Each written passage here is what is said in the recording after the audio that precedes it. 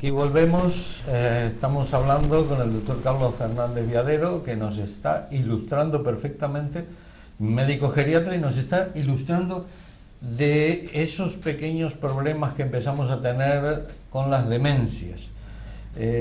Carlos, hemos visto los síntomas previos. ¿Cuáles son los síntomas? Porque los síntomas, claro, el que está demente porque hace cosas antisociales, un señor mayor que de pronto era muy pulcro y de pronto empieza a dejarse y a tirar sus heces y está excitado, y ese, decimos, este ya tiene una demencia y no necesitamos casi ni llevarlo al médico.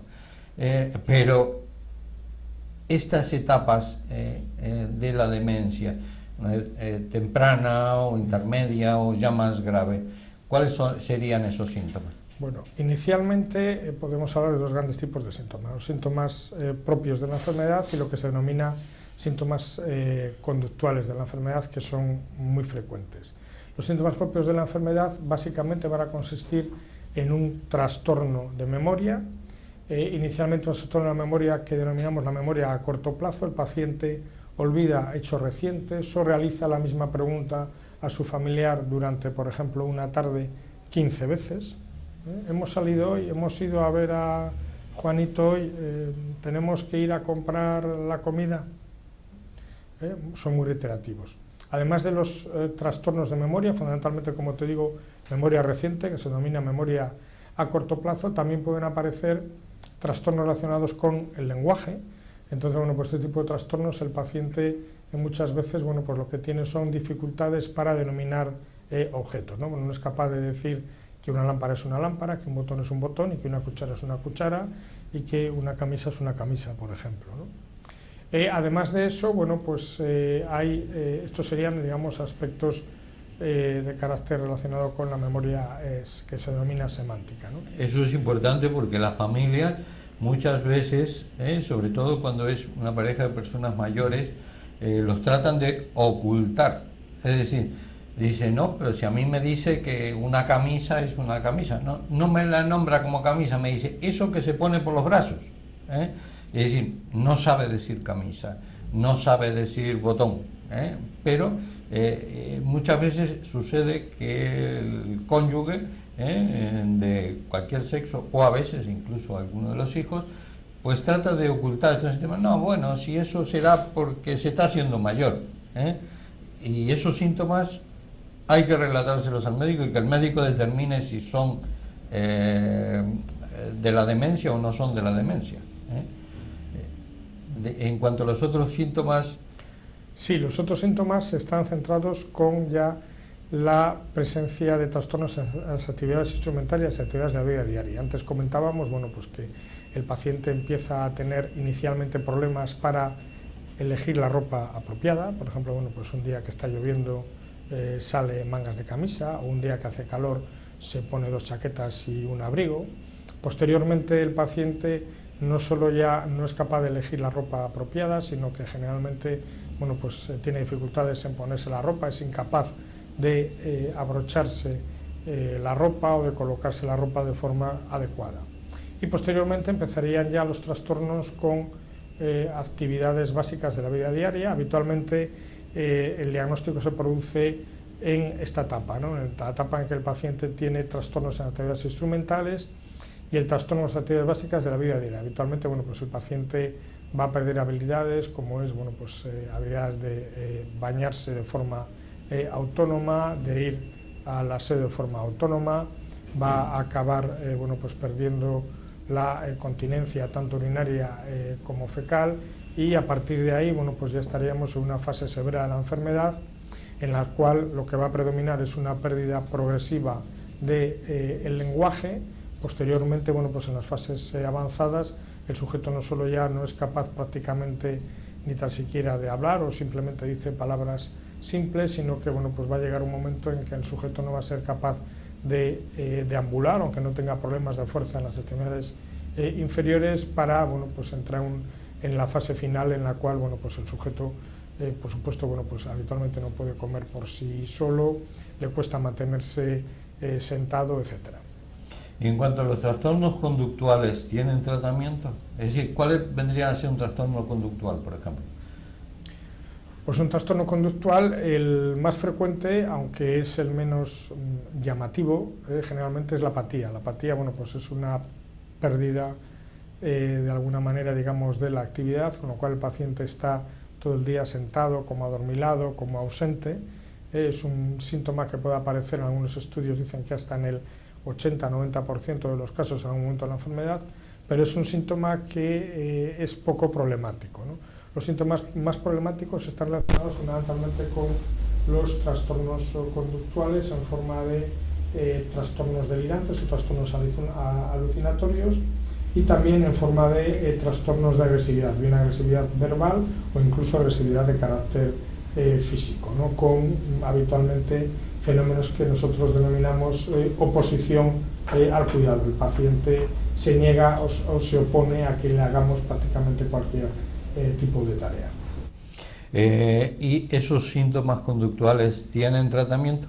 Sí, esos síntomas conductuales se pueden abordar desde un punto de vista psicoterapéutico, se pueden abordar también desde un punto de vista psicofarmacológico, aunque hay que decir, bueno, pues que al igual que el tratamiento de la enfermedad, el tratamiento psicofarmacológico no siempre es todo lo eficaz que a nosotros nos gustaría. Hay que seguir durante bastante tiempo al paciente de forma continuada y de forma muy frecuente, y bueno, pues de alguna manera ir modificando tanto el fármaco concreto como muchas veces la dosis del mismo, para intentar llegar, bueno, pues a un equilibrio entre control del síntoma y evitar en lo posible que el paciente esté excesivamente sedado. Y llega el paciente que empieza a tener esos síntomas, esperemos que cuando los síntomas primero, y los médicos, ¿qué le hacemos? ¿Cómo diagnosticamos? Porque esta enfermedad será hacerle una biopsia del cerebro, pincharle el cerebro para saber que tiene una demencia. El diagnóstico definitivo, bueno, la verdad es que en los últimos años esto ha evolucionado bastante. Antes nosotros nos basábamos en un diagnóstico clínico patológico, en el cual el diagnóstico definitivo, efectivamente, como tú has dicho, bueno, pues solo se podía hacer con una biopsia cerebral, que es un proceso cruento o importante, o se hacía cuando el paciente ya había fallecido mediante el estudio necrópsico. Actualmente, bueno, pues hay un enfoque mucho más clínico-biológico, en el cual, bueno, pues con una serie de marcadores relacionados con esas proteínas alteradas que antes comentábamos, y con una serie de estudios fundamentalmente analíticos y de neuroimagen, podemos realizar un diagnóstico de aproximación relativamente certero, aunque como te digo, bueno, pues el diagnóstico definitivo va a ser el diagnóstico anatomo-patológico. Para todo eso, bueno, pues lo que habitualmente se hace es, bueno, pues un estudio y una anamnesis y exploración completas. Tiene también un estudio neuropsicológico, puesto que necesitamos evaluar cómo están las funciones intelectuales de esa persona, y posteriormente, bueno, pues dependiendo un poco de la experiencia que tengamos y de la sospecha nosotros podamos hacer de qué tipo de patología o qué tipo de demencia tiene, habitualmente vamos a pasar a pruebas de neuroimagen, bueno, pues tipo TAC o tipo resonancia magnética, o incluso otras que ya de alguna manera nos indican cómo está el metabolismo de esas proteínas en el cerebro, y analizar cómo están esas proteínas en líquido cefalorraquídeo mediante una punción lumbar. O sea que mediante estas pruebas nos llega más o menos el diagnóstico. El médico habitualmente, el médico de atención primaria, lo hace, o directamente se lo pasa al neurólogo o al geriatra para que lo determine. Generalmente el médico de atención primaria lo que hace es un diagnóstico de sospecha. Luego hay que distinguir aquí claramente también lo que son pacientes muy mayores con deterioro funcional de otro tipo, en el cual, bueno, pues algún tipo de estas pruebas cruentas posiblemente no nos aporte mucho, pero bueno, pues en personas, digamos, relativamente jóvenes, entre 65 y 75, 80 años, el diagnóstico, como te digo, de presunción lo hace el médico de familia, que habitualmente deriva a las unidades de memoria, que aquí en Cantabria están coordinadas por los neurólogos, en concreto sobre todo la unidad de memoria del Hospital Valdecilla. Y ahí se le hace una serie de pruebas, se determina que tiene una demencia de tipo Alzheimer o una demencia de tipo vascular. Yo no sé si te acuerdas, antiguamente, una de las primeras peleas que teníamos, sobre todo con el servicio de urgencia, con los residentes, era que catalogaban a un enfermo nomás llegar a urgencias de demencia senil. No te he oído hablar de demencia senil, has hablado de Alzheimer, has hablado de enfermedades degenerativas, de vasculares, pero no me has hablado de senil, porque prácticamente en todas las historias de las personas mayores aparecía, como tú lo sabes, aparecía en el informe demencia senil y ya se quedaba con esa etiqueta para siempre. Ya sabes que bueno, el término de demencia senil es un término que desde el punto de vista geriátrico no nos gusta. Además, ya te he comentado antes que, aunque no es lo habitual, pero bueno, sí que podemos ver pacientes que tienen una demencia y que no están en la edad senil, por llamarlo de alguna forma, ¿no? En mayores de 65 años. Es una terminología que ya está totalmente abandonada y ahora mismo bueno, pues intentamos clasificar la demencia bien como de neurodegenerativa, fundamentalmente enfermedad de Alzheimer, bien como una demencia de origen vascular o bien como una demencia mixto, otro tipo de trastornos como la enfermedad de Lewy, etcétera, la hidrocefalia de presión normal, que también van a producir deterioro cognitivo y demencia. Y hay algunos tipos de demencia que, de acuerdo a esas analíticas que le has hecho, pues son tratables y se curan. Hay enfermos que vienen con un déficit de vitaminas o alteraciones del tiroide o anemias o infecciones de orina, que vienen con síntomas de demencia, pero que no son demencias y son tratables.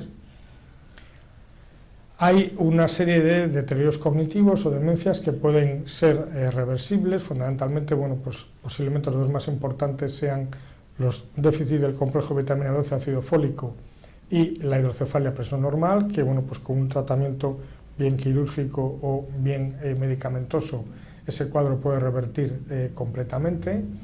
Luego estarían, bueno, pues otro tipo de trastornos que a veces es más difícil no es difícil de tratar, pero sí es difícil que reviertan. Por ejemplo, bueno, pues los cuadros secundarios a haber padecido una LUES en la etapa adulta o en la etapa de la juventud. Y luego, bueno, pues hay una serie de trastornos que muchas veces aparecen cuando hay cualquier problema orgánico de otro tipo. Generalmente esto no necesariamente es una demencia, nosotros eso lo denominamos que es un síndrome confusional agudo, un cuadro de delirio en el cual una persona que está bien, de forma relativamente brusca, en unas horas o unos días, tiene un deterioro cognitivo que, si no se conoce al paciente, se puede etiquetar como una demencia cuando no lo es. Entonces, estos cuadros, cuando se realiza el tratamiento etiológico del mismo, de la causa, que habitualmente, como te digo, es una enfermedad orgánica, muchas veces una infección, hay una insuficiencia orgánica de cualquier tipo, a veces incluso también algún tipo de fármaco o medicación pueden originar este trastorno confusional, y cuando bueno, pues eso se evalúa y se trata adecuadamente, el cuadro confusional habitualmente revierte. El cuadro confusional en principio no es una demencia. Y en cuanto al tratamiento médico, ¿tenemos algún medicamento que nos retrase o nos cure esta enfermedad? Como te decía al principio, bueno, pues desgraciadamente no tenemos todavía un fármaco que sea capaz de curar la enfermedad. Actualmente, bueno, pues hay 4 fármacos que se utilizan de forma habitual, fundamentalmente para la enfermedad de Alzheimer.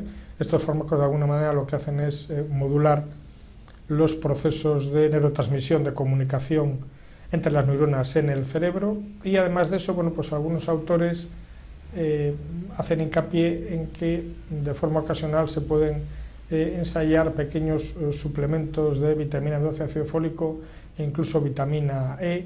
Hay estudios contradictorios sobre si realmente, bueno, pues estos mejorarían de alguna manera la enfermedad o realmente sus efectos, bueno, pues no serían muy llamativos, ¿no? Realmente los fármacos que tenemos ahora lo único que hacen es enlentecer un poquito el progreso de la enfermedad, pero como te decía antes, desgraciadamente no curan la enfermedad. Sin embargo, lo que sí son tratables son los síntomas, el paciente que tiene una excitación, por ejemplo, que no duerme, que son pacientes que a las familias les preocupa, es decir, el paciente que tienen en casa y que está excitado, grita, llora, o se queda dormido en el sofá, o está depresivo, o no duerme y no deja dormir a la familia, se levanta constantemente de la cama, se cae, esos pacientes de alguna manera se les puede ayudar. Esos pacientes, como ya comentábamos antes, son pacientes abordables desde el punto de vista terapéutico, necesitan pues un seguimiento estrecho y relativamente frecuente, y fundamentalmente pues lo que utilizamos para ese paciente son psicofármacos, ¿no? Psicofármacos tipo neurolépticos, antidepresivos y en menor medida benzodiazepinas, ¿no? Hay siempre que comentar este tipo de sintomatología con la familia. El paciente habitualmente pues ya está en un estadio de la enfermedad relativamente avanzado. Habitualmente son pacientes con demencia de moderada a severa, incluso demencia avanzada. Entonces, pues tenemos que informar a la familia de varias cosas, ¿no? En primer lugar, que muchos de los fármacos que utilizamos no tienen esa indicación concreta, ¿no? En segundo lugar, que algunos de estos fármacos últimamente parece que incrementan el riesgo cardiovascular de los pacientes, entonces eso también lo tenemos que tener en cuenta. Y en tercer lugar, sobre todo para algunos de los fármacos que empleamos para tratar el insomnio de estos pacientes, tenemos que valorar siempre la posibilidad de que estos fármacos se acumulen y produzcan caídas en los pacientes, algunas con consecuencias relativamente graves. Además de todo esto que te he comentado, tampoco estos fármacos son una panacea, de forma que nos exige, como te digo, estar bastante encima del enfermo, verlo con relativa frecuencia y ir valorando los fármacos, porque no todos los síntomas evolucionan igual en los pacientes y no todos los fármacos son capaces de controlar de la misma manera en todos los pacientes este tipo de sintomatología. Y tratamientos no farmacológicos, me refiero a la rehabilitación cognitiva que se puede hacer en esas primeras fases de la enfermedad. ¿Qué es eso de la rehabilitación? Es decir, ¿es ir al fisioterapeuta o lo pueden hacer en casa? ¿En qué consiste un poco el tratamiento no farmacológico de estos pacientes? Distinguiríamos lo que serían, digamos, actividades más o menos cotidianas destinadas fundamentalmente a intentar prevenir la enfermedad, a intentar que la enfermedad no se desarrolle, actividades específicas de carácter neurorehabilitador o neuropsicológico, fundamentalmente centradas en orientación a la realidad. En las primeras, que para mí son tremendamente importantes, básicamente lo que ahora mismo se está recomendando fundamentalmente son procesos de actividad, bien actividad cognitiva. Esta actividad cognitiva es relativamente sencilla, puesto que consiste en realizar juegos de mesa, realizar determinadas actividades tipo lectura, por ejemplo jugar al ajedrez, e incluso tocar instrumentos musicales. Todo aquello que suponga actividad cognitiva es tremendamente importante. También está el ejercicio físico.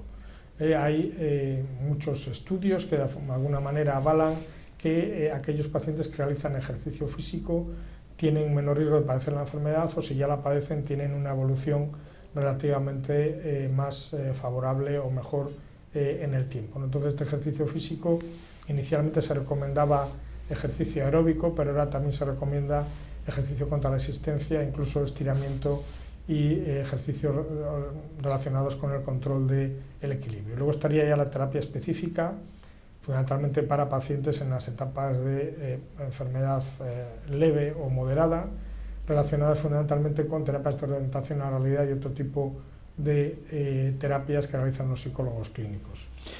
Yo a mis pacientes una de las cosas que les suelo recomendar es más o menos lo que tenemos en alguno de nuestros test que usamos, que diariamente repitan la fecha, el sitio donde están, donde viven, cuántos años tienen, cómo se llaman sus hijos, en qué ciudad viven, que hagan algunas pequeñas cuentas de suma, de resta, de multiplicación o división, casi de las cartillas de los nietos, que hagan sopas de letras el que pueda, el que haga crucigramas, aunque sin meterse en crucigramas de quién era el tercer hijo de Tutankamón, es decir, en cosas sencillas, y en general tiene bastante buen efecto sobre la detención de estos procesos.